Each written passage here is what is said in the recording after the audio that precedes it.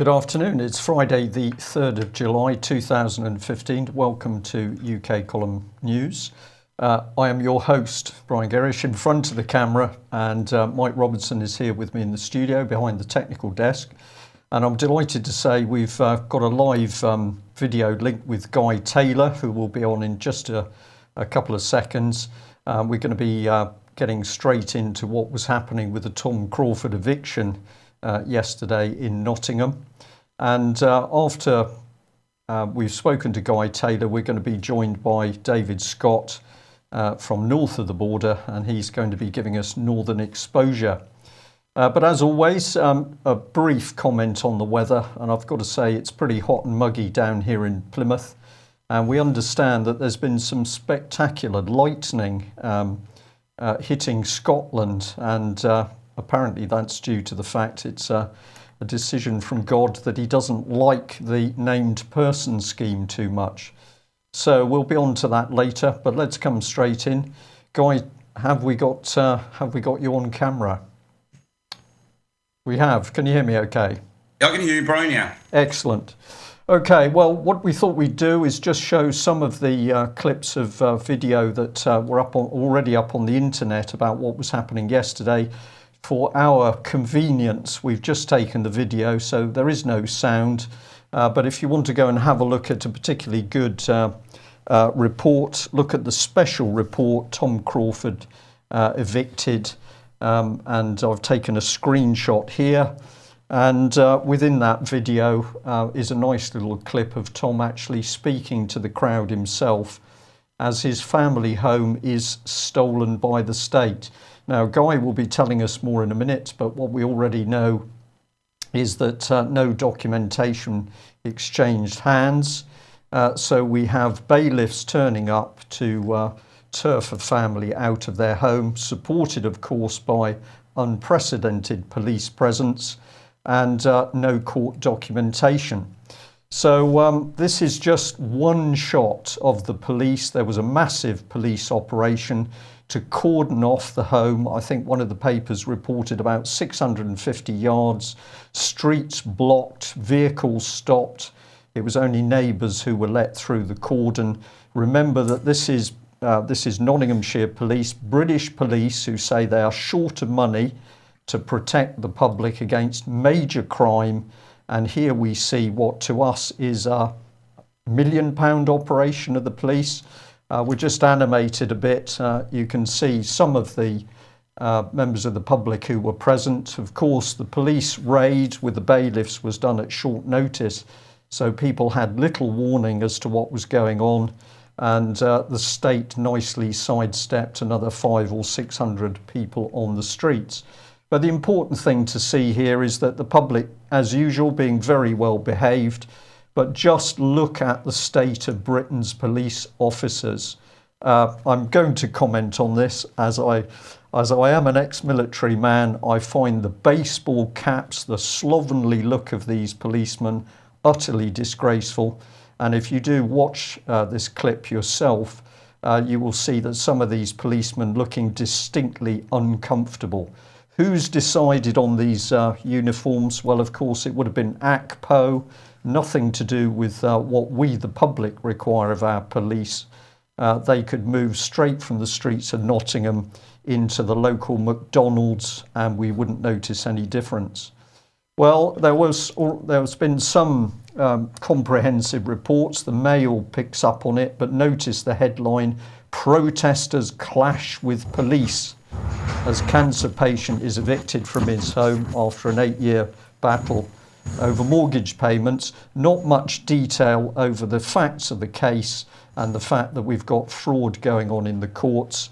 And of course, this is Nottinghamshire police that can't deal with child abuse. In fact, they've been harassing Melanie Shaw.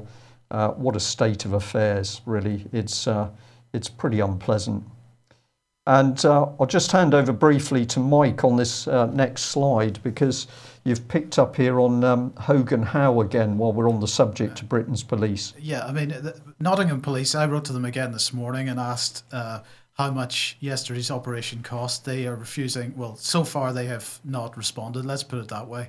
And I also asked, who is actually paying for that? Again, no response. But we've got the police behaving in one way, and we've got money being spent in one way, and on the other hand, we've got the likes of this, which is Victoria Derbyshire, again promoting Bernard Hogan Howe as if he's some kind of celebrity, and this is a massive propaganda exercise, isn't it? Massive propaganda exercise. We're almost lost for words here at the UK Column. And before I hand over to Guy for some comment, let's just have a look at this. We've now mentioned the BBC. Let's have a look at BBC Van. So this is the BBC. They're unable to report on child abuse. But when it comes to a family being thrown out of their homes with no proper documentation, up comes the high-tech BBC van, and you're going to get a glimpse inside it. But watch the faces of these BBC people. Just watch the faces.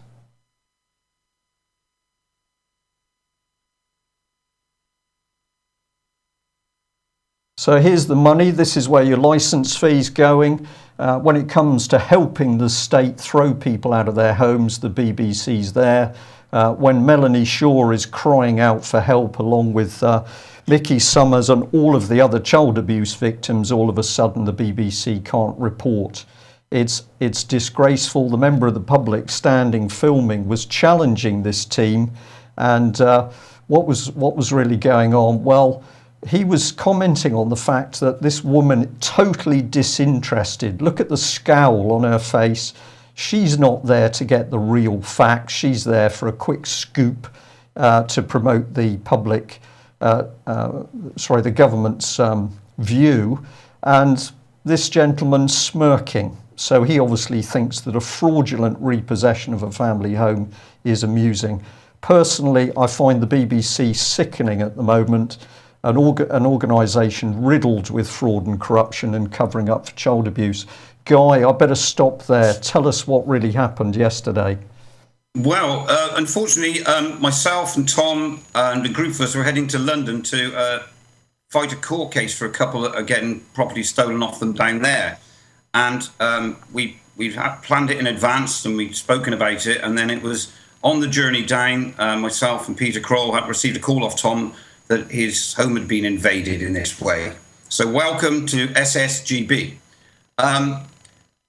We continued down there because Tom said there's nothing you can do. There's hundreds of them there, metaphorically. So we carried on our way.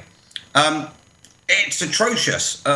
What we're looking at here is the police appearing on these in these actions, threatening the general public with under common law offences, i.e., breach of the peace, while supporting the banks and these private companies operating as security companies to steal people's property and not even asking to look at any documentation. So to my way of thinking it, there's obviously a big operation which apparently involved Leicester Police as well, and it had taken a fortnight, my understanding, to get the operation together. And they obviously haven't asked to look at any paperwork because there is no warrant in this matter. We've never seen any documentation. And through the whole process of yesterday, Tom wasn't given a single piece of paper concerning it. So that's what's happened. Where it's gone into another direction now is there's a very good act to come out which we can use against the police in these matters this year. And it's Section 26 of the Criminal Justice and Courts Act 2015. And every individual police officer who's there, be warned, your photograph was taken. They're probably aware of this. Every single person who's there had their photograph, their mugshot taken. Now, every one of them is, every single constable has got to realise that he is going to be on a mugshot board. Because what we're saying is all of these actions are criminal and all of these police officers were engaged in criminal actions. Maybe they didn't realise it. Maybe their boss had told them that it was perfectly legitimate. But under that act, I said, Section 26 of the Criminal Justice Act 2015, they're all liable. Now, a mugshot's going to go out of these people because we're going to put a warrant out for their arrest. We're going to arrest them. And what we're looking at doing is we're going to offer a date where individual police officers And what we do is we advise them to seek independent legal advice for themselves. Because every police officer who's on there we're going to put the notice out. We're going to give a date when any officer who didn't engage in any physical activity and just stood there like a dummy, perhaps ignorantly of the circumstances, will be offered the opportunity to apologise for a certain time. And if they do that, they'll be forgiven and they will get taken off that list. Simple as that. But we can't allow this to go on anymore. I heard what Mike was saying to you yesterday, Mike West, about it. And we're in, I've been saying we're in the Wild West. We're in a war zone with these people. If the private companies and the private banks are going around and stealing people's homes without paperwork, while the police stand there threatening members of the public with public disorder offences and common law offences, then that's the nightmare we're in. And in a police state, it's the police who are the criminals. Well, Guy, we are in very serious times. This is quite apparent. We had a team of Devon and Cornwall police turn up on the doorstep of the UK column at 7:30 in the morning a couple of days ago. They were demanding to know where Melanie Shaw was. They were extremely aggressive. They wouldn't explain why they needed to talk to her or if any crime had been committed. And of course, there is no obligation to help. There's precedent cases set for that. But the whole demeanour of the police, banging on the door, shouting, aggressive, thuggish, are they there to break apart major criminal activity? No, this is the police hounding a child abuse victim. And now we've got the situation where the police, as you say, are prepared to work with criminal activity in order to take away people's homes. This is very, very serious. But luckily, we're now discovering that there is provision in the law to deal with these people. Just as a comment, of course, the state manoeuvred very carefully to make sure that there weren't a huge number of people available. But how many people do you think did manage to get there? And what was the behaviour like? Were people well behaved? Well, I was told it was anything up to 100 good people went there for that in a very short space of time. And what amazing people. And of course, the public were angry about this because, we've been saying, Brian, all along, look, if they've got legitimate paperwork, they don't need to go through all that expense. Why don't they simply give Tom a date? And if he doesn't comply by that date, go to the judge and say, he's in contempt of court. Can you please put a warrant out for his arrest? Wouldn't that be simple? Wouldn't that save all the public's expense? But of course they can't do that because somewhere up the food chain, they know that the documentation is fraudulent and they're well aware of that. We've been going around the country tallying police forces in various areas and getting different results. And the thing is, Brian, the court case that we went to yesterday, when we got there, I was going to be giving advice in the court for this young couple down in London at Barnet County Court. And when we turned up there was about 14 people, good people, turned up to witness what was going to happen inside that court. We'd asked for witnesses, and witnesses turned up. And we were refused entry by the court staff into the building. One of the security guys came out and said it was his court, and he was caught on film saying it was his court.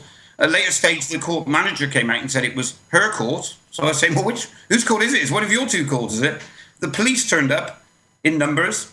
The police were very good at that, but refused access to the court. The courts accepted that it's a private hearing going on, so I asked the police can we get written confirmation of that? And the whole thing, we're living under tyranny, and people have got to wake up to it. We can't let this go on anymore. And so we think it's pretty decisive action that's needed. And we think Nottingham's going to be the place due to this crime. And I remember a police officer once saying to me, an inspector, when I had a meeting with him about matters to do with myself, and he said, he wrote me an apology, and he said, I apologise, my officers are doing their ignorant best. Well, that isn't good enough, right? They're all aware of what's going on in these matters, and they can quickly find out through social media and through transparency, which we've put on the internet. And they've not provided any paperwork. They are committing crimes. And I'm afraid, this is what's going to happen. We serve notice on them. I'm serving notice now on this matter, that people are getting the poster together, ready for this, to serve notice on every party, right from the lowliest constable, the newish constable, right up the food chain, right to the top guy. Every one of them isn't going to be liable for this action. Right. Guy, thank you very much for that report. Yes, it is very serious. And of course, we need millions of people to take the right action. I'm watching the clock a little bit because, of course, we've still got David Scott to come on. So I'm going to thank you for that report. We're delighted to have you back if there's further updates on that. And I think you've got another case involving the police, which you're keen to report on, but we'll save that for the coming week. Thanks very much, Guy. Thank you, Brian. Well, while Mike Robinson attempts to link up now with David Scott for Northern Exposure, just a couple of words from me. This is a cartoon which has been circulated to do with Tom Crawford. We may be able to show that in a second. I'll bring it on in a couple of minutes. Here we are. And I'd like to say that this is exactly what we need. We do need people working together. We want to be united against corruption and injustice. I'll just gently to say to people, please do remember that when you get an opportunity to speak to the police, or indeed even to the BBC, the quieter the conversation, the better the chance there is of educating them. And certainly I noticed that in some of the on some of the police faces in the video that I watched, you could see that some of those police were deeply uncomfortable standing in front of the public. So the quieter, the more reasonable the issues put forward to the police or the BBC or even bailiffs, the greater the chance we've got of getting that message across. Now, somebody has asked in our chat box, who is Mel? So I'll just give you a reminder that we've got a special video clip of Melanie Shaw speaking out about the abuse that's really been going on in the children's so-called care system. Very brave of Melanie to do this. She wanted to do it and we gave her the opportunity. But if you still haven't seen that clip, go to UK Column and simply click on the special report, a glimpse into institutional child abuse. Right, well, before we go live with David Scott, Mike, I think you've got a few comments on the summer budget. Well, I'm hoping that David will actually comment on this in a second. But yes, of course, the summer budget happens next week. As Justin Walker has said many times, he would like as many people as possible to come and support a promotion of the Bradbury Pound at that event. We'll say more about that in a second. But Osborne is saying that he needs to find £12 billion of savings. And already the mainstream press is propagandizing that it's going to be a hard budget. The BBC is calling it a budget of pain. So that's very nice. On top of the list, as you could imagine, is social security and particularly tax credits. Now, as a matter of principle, I'm just going to say that I don't particularly like tax credits, and it's for the same reason that I don't particularly like the so-called universal basic income. Both are taxpayer-funded subsidies, effectively, on corporations who don't want to pay a decent salary to people. But nonetheless, the subsidy tax credits is needed at the moment because, of course, corporations aren't paying proper salaries. So Osborne is intending to cut that. But, of course, he's not doing anything to redress the balance, potentially. So, well, we'll see what actually happens there. Of course, this is being presented as him trying to meet his targets for budget surplus by 2018-2019, something that is very unlikely, no matter what he does, really. And yet, while he's busy cutting the money that he pays to low-income families, he's also likely to cut taxes on the financial institutions, the so-called banking levy. People are expecting him to cut that. So that's pretty fair. And there's also a possibility that he's going to increase council tax. Now, on top of that, the Tories have said that they're going to reform inheritance tax. So this is a bit of good news. So they're saying that people won't have to pay inheritance tax, potentially, if they are handing over property or an estate which is worth £1 million or more. But of course, this is another bit of nonsense in it, because nobody is going to have such a property to pass on when they die, because it'll have been taken away by the state already in order to pay for their old age nursing care. So apparently overall 51.5% of households received more in benefits than they paid in taxes. And so people are pretty much expecting that that's going to have to be cut in half probably. So, David, have you got any thoughts on this? Yes, too many thoughts, I think, on this. There's so much in that little outline you gave there. We are in a situation where we see in Greece, we see here, and we'll see across Europe, where the basic welfare state model that we've had since the war is in serious and terminal decline. The idea that we will run continued deficits, so we're spending money that our children are going to have to earn in taxation income. And that will go on to 2018, 2019, and we might then just get the budget into surplus. Well, that's assuming that there are no shocks to the system. This is, we've had 7 years since the last downturn. We're due another one soon. If there's another downturn, how much red ink is going to be on the government's balance sheet then? Probably a similar amount to the red ink currently facing Greece. The ultimate end point of this will be system collapse. We've got big problems as to what then comes after the current system, which I think is in terminal decline. We need to find a system that involves freedom, that involves liberty, not that involves more and more state control over every aspect of our lives. Absolutely. Now, of course, your analogy to Greece is quite appropriate because one of the big targets for the Greeks is the pensions. Now, at this point, the only suggestion of any kind of further pension reform, because of course the Tories have already reformed pensions in this country quite a lot, is a restriction on pension tax relief. Now, of course, this would be seen by many people as a positive thing because it's targeting people that have pensions that are valued at £150,000 a year or more. The impact of this will be nothing compared to the impact of removal of tax credits. So they're kind of trying to pay for the bad publicity they're going to get over tax credits with this kind of thing. But the other thing to note about pensions, of course, coming back to what you were saying a second ago, David, is that it's not just the deficit which the Tory government has to worry about. It's the massive black hole that they have sitting in pensions, particularly, because it's something like £4.5 trillion is what is actually owed to people that are either already receiving the state pension or are going to receive the state pension in the current sort of generation of people that are of working age. And that money, of course, is not gathered up as part of taxes, or it's not gathered up as a particular payment which is made. It's not gathered up as part of national insurance. It's something which is required to be paid. The pension outgoings are required to be paid as we go. And so where is that £4.5 trillion going to come from on top of the debt which is already owed by the government and on top of the deficit that they've already run up over the last 10 years? Yeah, you make an excellent point. The pension scheme, the state pension scheme, is a giant Ponzi scheme. There is no money that's been paid in. There is no funds. It's new entrants into the scheme that pay for people who are in retirement. And that scheme itself is seriously underfunded looking forward.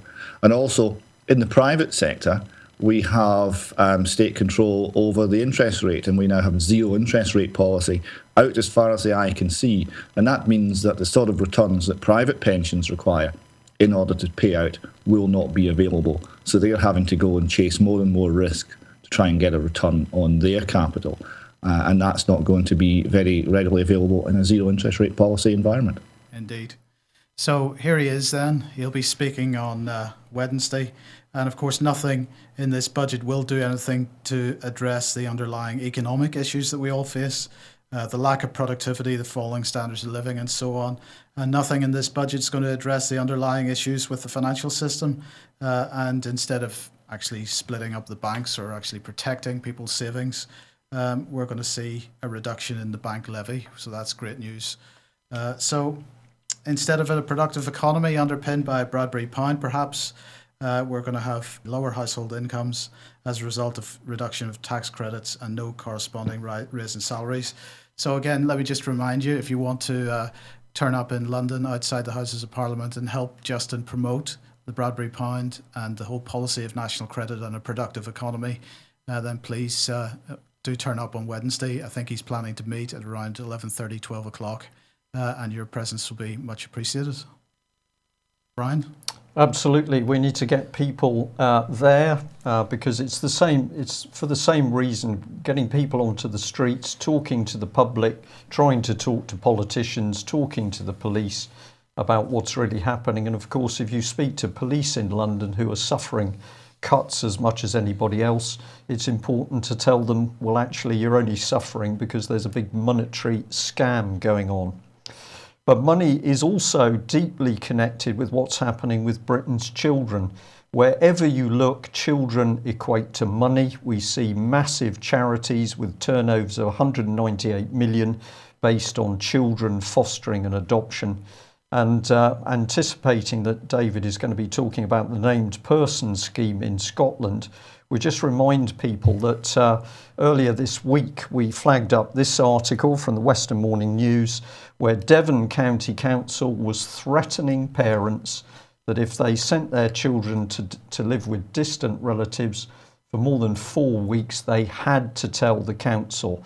No ifs or buts. James McInnes is here, the Devon County Council's Cabinet Member for Children, just threatening the public, you need to do what we say. But when you got into the depth of this article, what did we actually discover?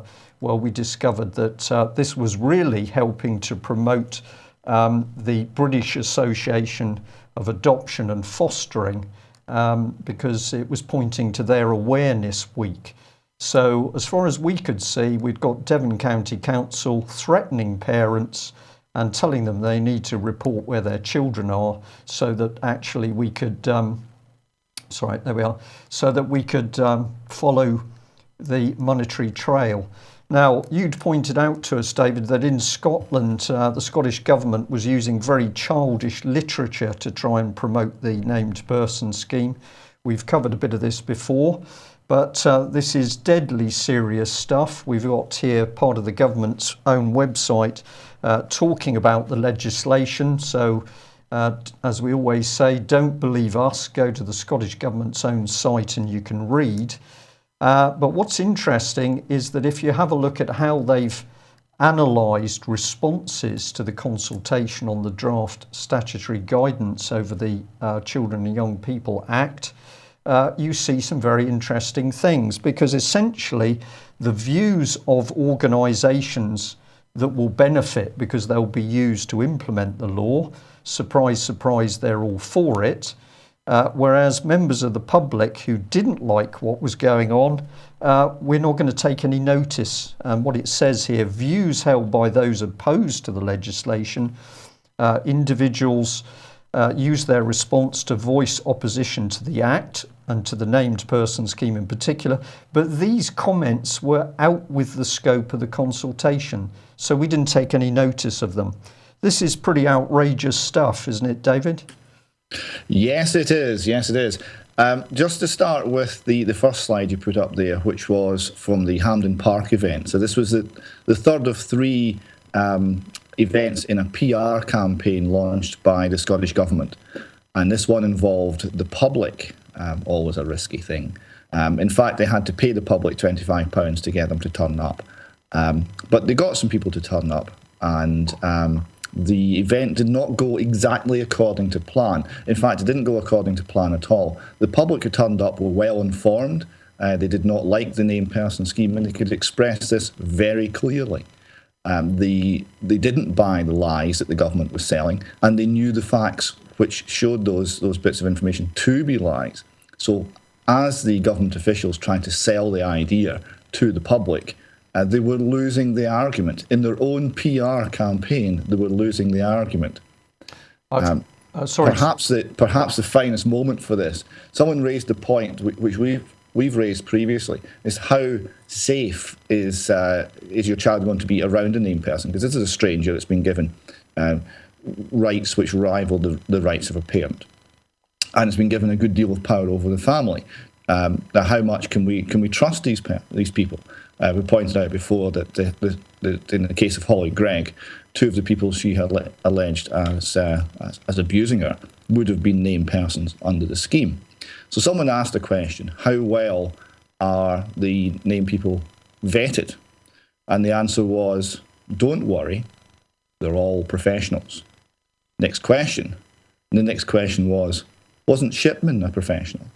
So that gives you an idea just how much they had lost the crowd. So this was the first sign that something was coming, that there had been a change in Scottish public opinion as more and more people had become aware of what was being planned for them, that things were moving. David, this is very encouraging because, of course, this is so serious that the state is now out to get direct control of our children, as you've quoted from a member of the Scottish Parliament. They were saying, "Don't worry, parents will also have a role in bringing up their children." This article I'll just bring on screen. Well, it says it all, doesn't it? Outrage over £100,000 PR bill to promote state snoopers. So this is part of the backlash of that campaign for the government to try and win public support. Yes, this is how much it cost the British taxpayer to fail to persuade the people of Scotland that the State Guardian idea was a good one. So we then had the formal feedback report from the consultation exercise that the government undertook. And this was, again, not at all as they had expected. They rather, as you pointed out, they rather brushed aside the fact that 98% of the actual people who responded to the consultation were firmly against the scheme. But even the organisations who are paid to like this, who are paid to apply the scheme, around half of those had significant concerns, including Police Scotland couldn't actually see how this thing was going to work. So the consultation exercise was another major failure for the Scottish Government in trying to roll this out. Yeah. So we're getting a good example here that when the general public are well informed, and that's largely as the result of that excellent campaign against the named person scheme, when the public are well informed, they can challenge the state in such a way that just with their peacefully presented voice, they can cause major problems. Now, it's been a beautiful sight to behold, and it's been happening a lot. One other thing, just to mention, the Herald article, which you covered earlier in the week. The Herald is a nationalist and government-supporting newspaper, and has been the only newspaper in Scotland to be firmly behind the named person idea from the outset. So when they put on a front-page headline questioning the wisdom of the named person scheme, as they did earlier this week, that's another sign that public opinion is changing, and even those who don't want to hear that public opinion are being forced to hear it. Yeah. Well, we'll have a look at this one, bring in the BBC, because a couple of people, including your good self, pointed out to me that the BBC had attempted to do a little propaganda coup on supporting the named person scheme. And they ran this phone-in programme by Kay Adams. Kay asked, does every child in Scotland need a guardian outside the family? This is typical smooth snake oil BBC stuff. But I'm told, oh dear, nobody called in to say we support it, and it all got a bit embarrassing. What do you know about this particular one, David? I was travelling across the Highlands yesterday, and I caught this in between mountains. I caught little peeps from this show. It was wonderful. It was a beautiful moment in the world of radio. Kay Adams, I think, actually came across extremely well. She asked very significant and searching questions to the government people who were on the show. The actual setup, it was set up to be a demolition job on the No to Name Person campaign, I think. They had Simon Calvert from the No to Name Person campaign was speaking first. And then they had Alison Todd, who's the chief executive of a charity called Children's First, obviously takes a lot of government money, and she is a serial apologist for the named person scheme. They had Bill Alexander from Highland Council, who is the apostle of the named person scheme. And then they had the minister responsible, Fiona MacLeod, acting minister, as Aileen also Campbell is, ironically enough, still on maternity leave. So the basic setup was we would have the objections, and then we'd have, in ascending order of heavy-hittedness, the government line, which would demolish these objections. And it went horribly, or rather beautifully wrong. And it went wrong for two reasons. One, the great Scottish public did indeed phone in. Just to give you a quick idea of how this show got off to a flying start, the first caller mentioned this is North Korean totalitarian state stuff, and we're trying to look after children, and all we've succeeded in looking for a needle in a haystack is to make the haystack bigger. The next caller said, yes, I agree with the first caller, and she mentioned the Communist Manifesto and advised everyone to go and look at Chapter 2 of the Communist Manifesto, which is called Destroy the Family. And it went on from there, and it was wonderful. And as the government side put their point across in vague and evasive language, Kay Adams, a BBC journalist, insisted that they actually answer specific questions. And the answers, actually, I think at times shocked her. We had one chap, head of child protection in Fife Council, phoned in, wholeheartedly in support of the scheme, which she initially indicated was, he drew analogies to the end-of-life process, which was a wee bit alarming.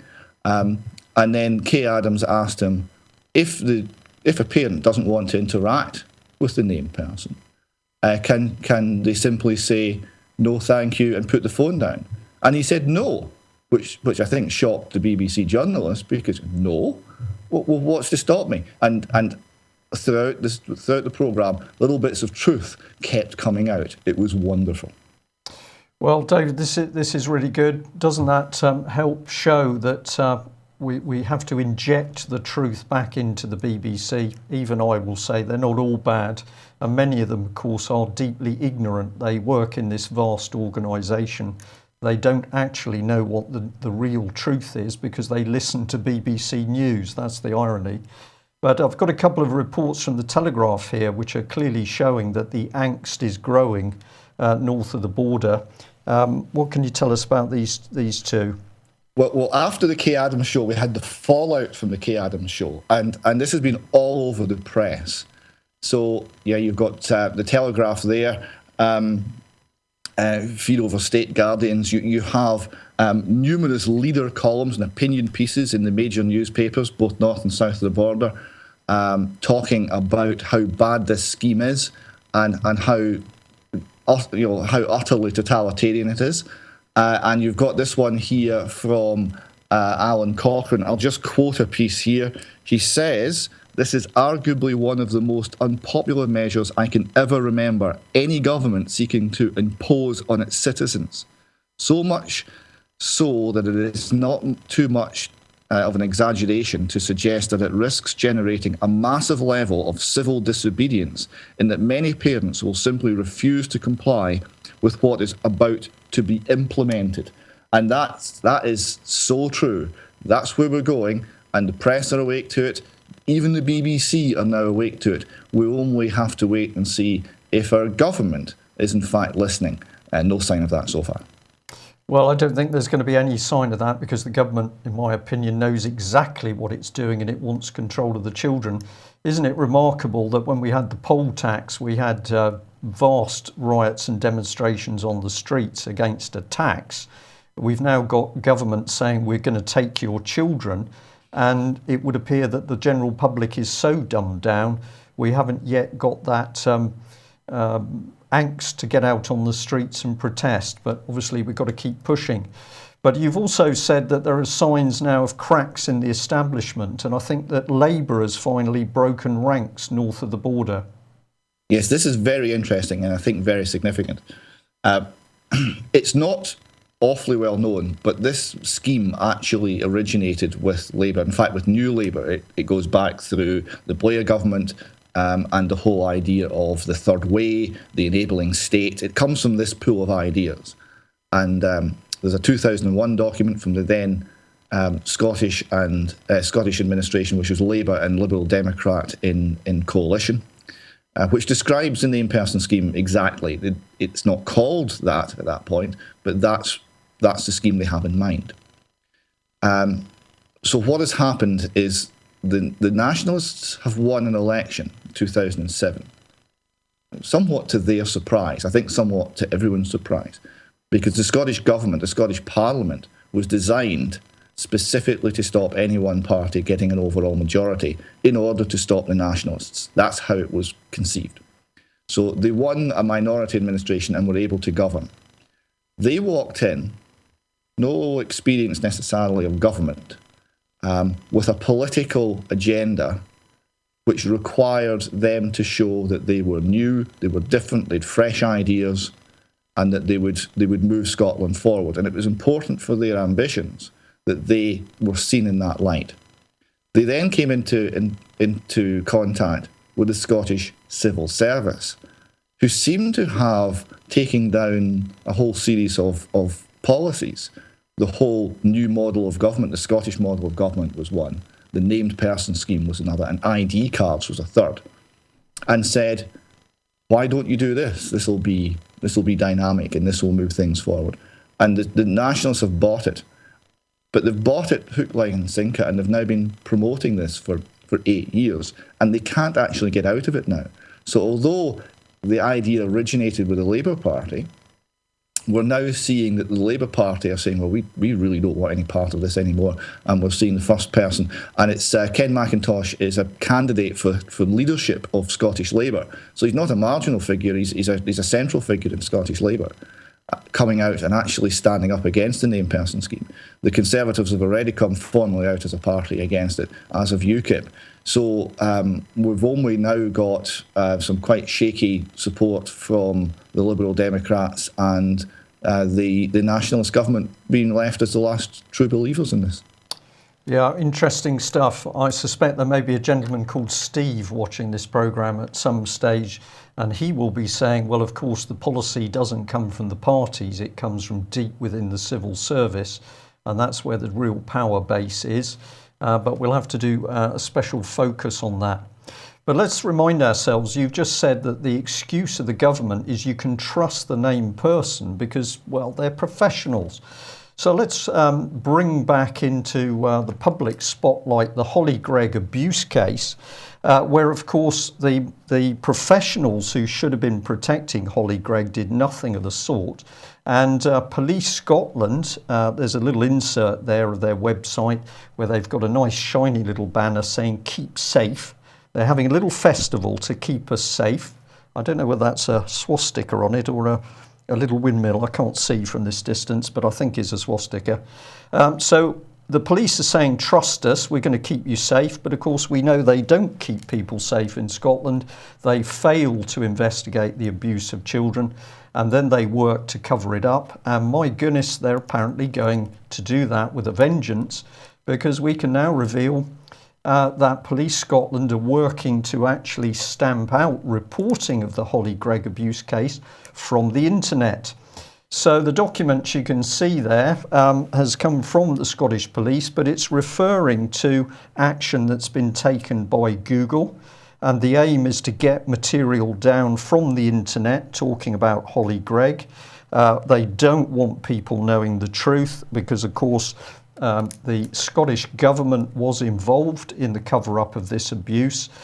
Look at the sections of this. It's been redacted partly to protect the source, partly to protect... Well, who's it to protect? I'm not sure. I think protect Police Scotland or the guilty. I'm not quite sure. Okay. Yes, that last page there, that actually refers to you and I, Brian. That was a link that was posted by the Holly Greig Justice bloggers. Yep, it refers directly to the UK column. Let's bring it up on screen. I should be able to do that. Here we are. It says traffic data, hollygreigjustice.blogspot.co.uk 2015 UK column, David Scott and Robert Green. So they are really very frightened people. And you notice it says, we request that you do not disclose the existence of this request and the production of records. Any such disclosure could impede the investigation. So Scottish police are so cheeky to say, well, don't talk about this because you could stop us investigating crime. But of course, the crime hasn't been investigated in the first place. And on it goes. So this is Scottish police under Sir Stephen House using public money to close down free speech on the internet because the public has wised up to the abuse of children. And I think we've got another document here, same thing, except it's got a bit of colour on it. Lots of redaction. As we always say, you couldn't really make this stuff up. So where's it all come from? The Communications Investigation Unit North, Police Service of Scotland, Queen Street, well, that's pretty appropriate, Aberdeen, AB10 1ZA. So there we have it. Scottish Police can't investigate child abuse, but they're pretty good at working with Google to cover it up. What else can you add, David? Well, there's been two occurrences of this. The first 4 notices were served some time ago. The bloggers concerned, obviously, were very concerned as to why Police Scotland were suddenly targeting them. And targeting 4 kind of random blog posts out of, thousands of blog posts have put out on the site Holly Gregg Justice. And they got some legal advice. The lawyer contacted Police Scotland to try and find out what it was all about. It didn't seem to be about anything. And the legal advice was, well, you've not broken any laws. There's nothing inappropriate in what you've put out. It doesn't breach the Telecommunications Act. Police Scotland, haven't got any reason for this action. So they put the website back up. They've taken it down temporarily. We find out where they were legally. And within the last couple of days, they have another notice from Police Scotland doing the same again. Now, as the lawyer has already been in contact with Police Scotland, there's a line of communication open there. Police Scotland don't need to be serving notices on Google to get IP addresses. If Police Scotland want to pass any information or any requests or any concerns to the people running this blog, they have the phone number of the lawyer. They can do it through that. It's completely out of order. It seems to be simply, if you mention the words Holly and Greg in the same week, we, Police Scotland, are going to do what we can to silence you. Well, they're clearly as frightened of Nottinghamshire police over Melanie Shaw. We just see utter desperation, the viciousness with which Melanie Shaw's been pursued by Nottinghamshire police, desperately frightened. Why are they frightened? Well, of course, child abuse is the means by which our political system is working. That's how the blackmail's carried out. It's the same north of the border and south of the border. Now, Peter Chirby has been doing very good work north of the border, and he's posted up quite an interesting story here saying that, well, we know justice doesn't work in Scotland because a banned solicitor's just been let off. This seems pretty par for the course, I think. Yes, Peter Kirby is doing excellent work, almost alone sometimes it seems, to reveal exactly what the truth of the Scottish justice system really is. Now, this is a gentleman, band lawyer John O'Donnell. He featured actually on a BBC programme called Rough Justice, I think it was. And I've had some contact with some of his victims whose lives have been wrecked. I mean, this is a man, he uses the law, or has used the law, to intimidate people, to threaten them. He's extracted money by fraudulent means. He's dreadful. I mean, he should have been thrown out of the legal system years ago, and yet nothing happened. And eventually there was a little bit of justice, and he got convicted, and he got 3 months. Well, that 3-month sentence has just been overturned, and he's got admonished. So he's got a slap in the wrist. So all of the lives that he's ruined don't count for anything. But if you are a well-connected solicitor in Scotland, you don't seem to have very much to fear from the Scottish justice system, and that's very wrong. Very wrong. Before it slips my mind, I think I'm correct in saying that godmother for one of David Cameron's children was a Google executive for Europe or something like that. Just popped into my mind. Interesting thought. Well, Mike, over to you, because if solicitors are being let off, the government's pretty good at bullying people who are trying to do something positive. Yeah, this is Camilla Batmangelli, is that how you pronounce her name? Yeah, roughly, I think. She's quite well known because of her rather colourful costumes that she wears. But and she is running a children's charity, and so perhaps we've looked at these types of charities with an air of suspicion in the past. But nonetheless, I just wanted to highlight this story because she's now stepped down as chief executive of Kids Company. Over the years, I have to say, I've seen her appearing on television and so on, and she came across as quite a decent person. And perhaps this indicates that she is, in fact, a decent person, because she and her charity have been subject to some harassment by not just the government, but particularly the Cabinet Office. So they withheld £3 million of funding from Kids Company, which resulted in, I think, 3 members of staff resigning because of the pressure that was building up within that organisation. And the government themselves demanding that this woman step down because they don't like the way the charity was being run. Perhaps they don't like what the charity was doing in the sense that it wasn't following the government agenda.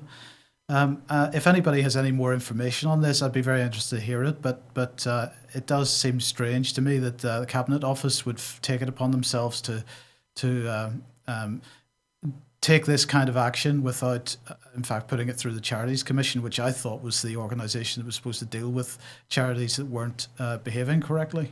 Or am I just being cynical or something? I don't know.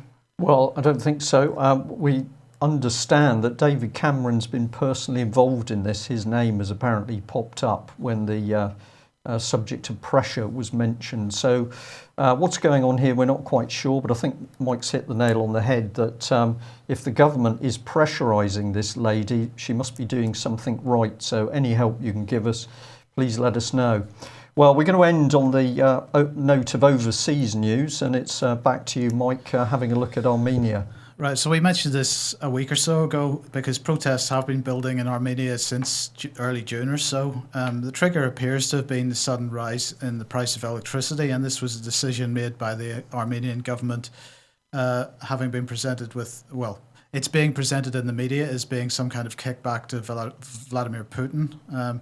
So the price rises were proposed by Armenia's only electricity distribution company, that's the Armenian Electrical Network, and that's wholly owned by a Russian company, RAO US. And most of the top managers of this company are Russian ethnically, and they're being accused of mismanagement and corruption, and the company has a massive debt problem. So the prices were raised, and this has apparently brought out the protests. Now, Russia is presenting these protests as the beginning of a colour revolution of the style seen in many of the former Soviet republics. But the protesters themselves are saying that they're becoming active because of the lack of transparency and accountability of the Armenian government.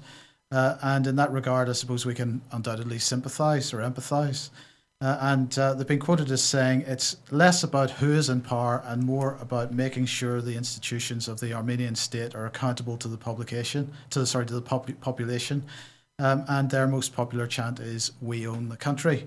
Well, if we can go to the next one, Brian, thanks. Well, here is Armenia. Let's look at the bigger picture. Armenia lies just to the south of Georgia, and of course, Georgia itself went through a colour revolution, and it was the location of the first sort of major Western offensive against Russia in recent years, which was in 2008 with the South Ossetian, not quite sure how it's pronounced, war, if we want to call it that.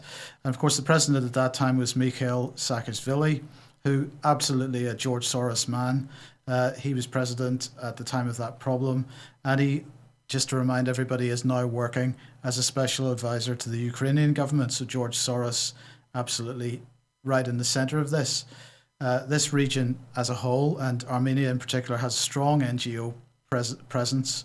Well, let's have a look at this table here because it sort of shows the number of NGOs that are active. We've got human rights, public policy NGOs, 154 of them in Armenia. Now, in fact, quite a number of these NGOs are quite small, but there are, as you would imagine, there is a significant presence of international NGOs, including none other than George Soros's Open Society Foundation itself. So if there's any doubt, there is no doubt that there's more to this than meets the eye, and all this trouble has begun within a few months of Armenia joining the Eurasian Union. Now, I think it would be a mistake to think that Putin's Eurasian Union is anything like the European Union. It isn't. It's more, it's sort of, its relationship to the EU is kind of the same type of relationship that the BRICS has, the World Bank and the IMF. They're quite different. The Eurasian Union, so far at least, seems to be respecting the nation state and in fact promoting the idea of the nation state. It doesn't have any stated intention for any kind of federal integration, and it's not heading in that direction. So I applaud the protesters for their stance on government corruption. And I'm sure we're going to all find absolute sympathy with the "we own the country" sentiment. But I think the danger is that this instability that's being created by the protests will be used to bring about reforms that perhaps these protesters wouldn't like to see. Is it a colour revolution? It certainly is looking at that way, and it sort of reminds me in many ways of how the situation in the Ukraine and how the situation in Syria started off. So. We need to watch that space because more pressure on the Russian borders. Yeah, well, of course, the other thing with the NGOs is the moment they're into a country, along comes the BBC with Media Action. And Media Action, the BBC's own political charity, of course, has boasted how it's been able to get in and help destabilise national governments. We pay for that with our licence fee, of course. Well, David, 30 seconds just to close. We've had a long news today, and well, it's been a wonderful week in Scotland. We've had sunshine, we've had major thunderstorms, and we have had the wheels come off the named person government policy of supervising and monitoring families throughout the land. So hopefully next week will be more of the same. Okay, thanks very much for that. Brilliant. Should we just end on this? But of course, if you've got trouble, what you need is another war. So let's get in and kill a few more hundreds of thousands of people. Yeah, I wasn't going to say anything other than that, Brian. This is just the policy has been there for several years. It was stopped a couple of years ago. It's still there. We got to get these people out of Westminster and dealt with pretty quickly. Okay, well, that's it from us. Thank you very much for joining us today. If you're overseas, please spread the word. We are now here in Britain in 2015, living in a dictatorship, a police state created by the Lib Lab Con, but now presided over by David Cameron's very own Conservative and nasty party. It's not all bad. People are doing things. If you like what we're doing, please consider taking a subscription or donating or giving us any other help and support you can. Meanwhile, enjoy your weekend. Don't have nightmares. Just get out there and tell other people. Thanks very much. Bye-bye.